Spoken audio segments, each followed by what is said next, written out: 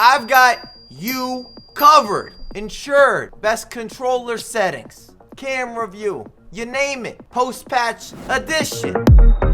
Beautiful people, what's happening? My name is Mike LaBelle. Welcome back to the YouTube channel. Been getting a lot of questions, specifically around the new patch and the controller settings, the details, the particulars. Has anything shifted? Also, some of you just got the game over Christmas or over the holidays. If you found this helpful, like it, subscribe it. High octane energy, information, entertainment. Welcome back. First off, if you have no idea how to get to this screen, this will change your life. That important. I'm not doing a reach. I'm not overstepping. I'm serious. Customize settings, customize controls.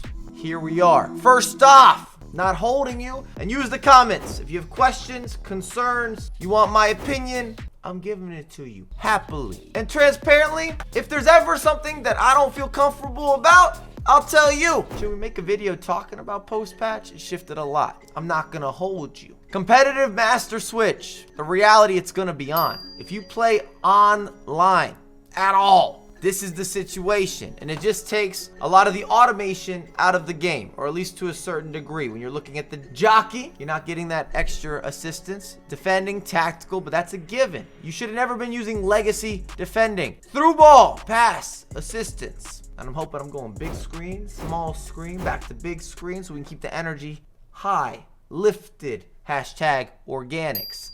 Through pass, semi-assisted or manual, all day, every day. For yours truly, it's on semi. And if you're playing online, I don't think you can quite get assisted, but we all know with the way that FIFA works, there is always plenty of assistance with through balls in particular. How many times have you been defending a through pass and it finds space that you know your opponent didn't aim for? Or you could be on the beneficiary list. We're aware how this goes. Semi is the move. FIFA Trainer, if you have experience playing the game and you're not in the midst of learning a new technique, such as time finishing, even though it's not brand new to FIFA, maybe you're practicing, I would have this hidden all day, every day.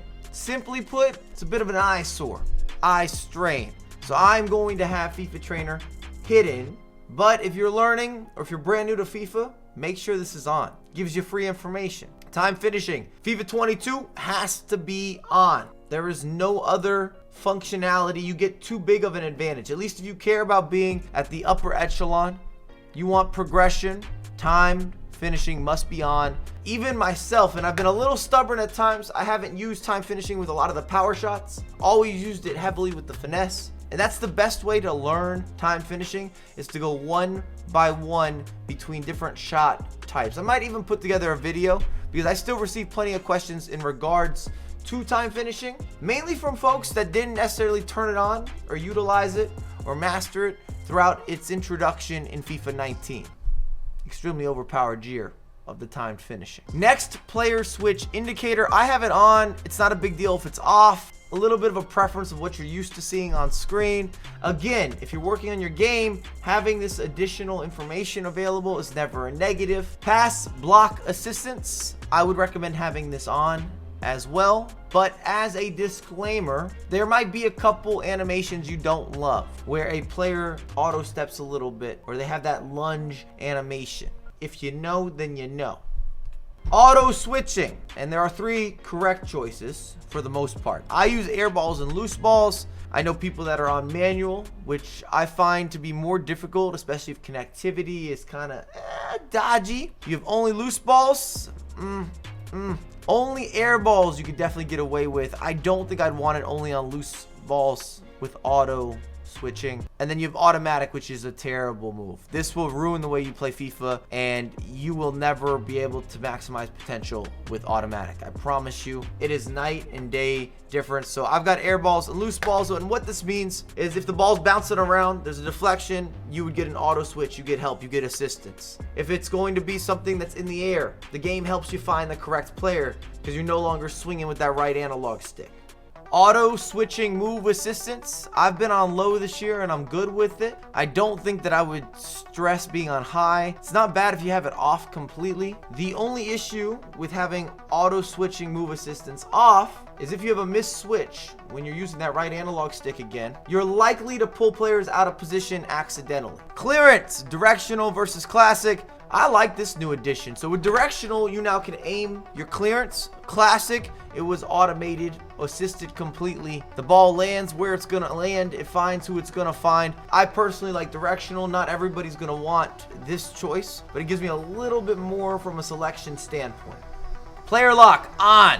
Even though I will say, unless you're at the top level of FIFA performance, I'm not sure you're going to be utilizing or mastering player lock because it's very advanced. Even to this current day, I barely use player lock, and I have no issues scoring goals, defending, getting results, being able to put on a clinic on the virtual pitch. However, if you're striving to be a pro, rank 1, elite division rivals, you should definitely be able to defend player lock and understanding the bait and switch in regards to player lock, and then having at least some instinctive usage rate for your own offensive collective. Icon switching, I have it on, but I just don't use it.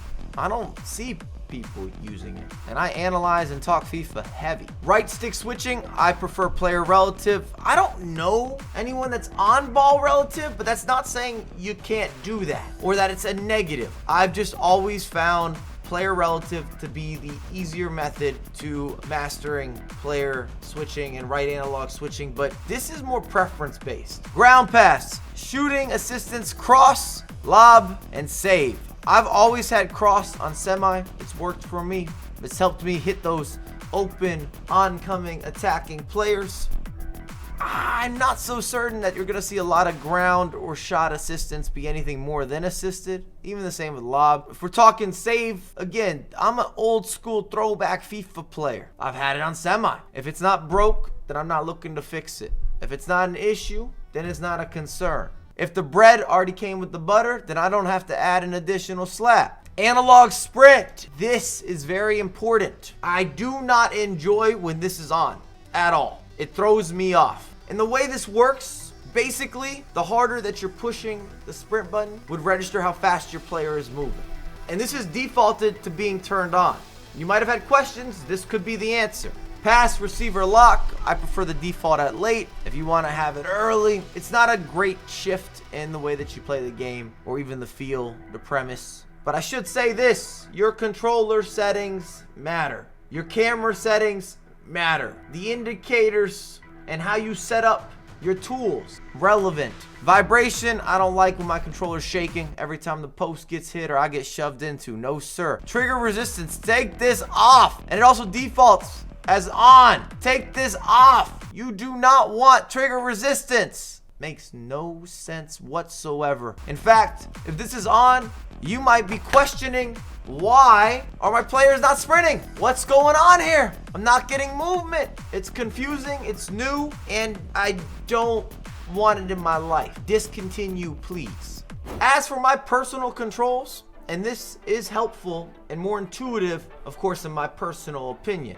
Offensively, I'm on classic completely, nothing different. Defensively, I have a big shift. I don't use the contain button whatsoever. However, teammate contain, which is the double team command, is defaulted to R1, and I think that's a little awkward. So I shift that, old school FIFA guy again. What changes is my tackle button and my double team button with teammate contain are now right next to each other, which is easier to let on and let off. Again, more fluid, more organic. However, if you're not doing this already, there will be a learning curve. You've got to commit to that. It will be a process. Visually and camera-wise, I like player name and indicator. You can go in and adjust that. It gives you a little more information, both what's happening for your own team and then, of course, going up against your opposition. Knowing tendencies of players, knowing the weak foots and the skill moves, there's always benefits. And I want to capitalize. Camera setting, one of my most frequently asked questions every single time that I live stream. what's going down. But we have an updated video. I'm still on the tele broadcast with a custom. You can go into camera settings, instead of a default, hit that custom, and then you can adjust the height and the zoom. In my case, I got a 19.5 at the moment. Throughout the year, it's gone up and down just slightly. We've experimented, and I've been a bit stubborn. The major shift that I've noticed with camera settings is instead of tele-broadcast, especially professional players, they're playing on co-op, which gives you a little more space. It's a little more zoomed out. You can see the complete pitch at all times. I would also highly recommend this setup, this camera view. Those have been the main two. Anything else, I feel you're challenging yourself. It's not as natural or it's easy going. You lose some of the benefits, at least visually. We're talking about stimulation. Also, quick mention, I believe the default is this EA Sports game cam. Don't use that. That's a mistake. That's an error in judgment. I don't know who put this together behind the scenes.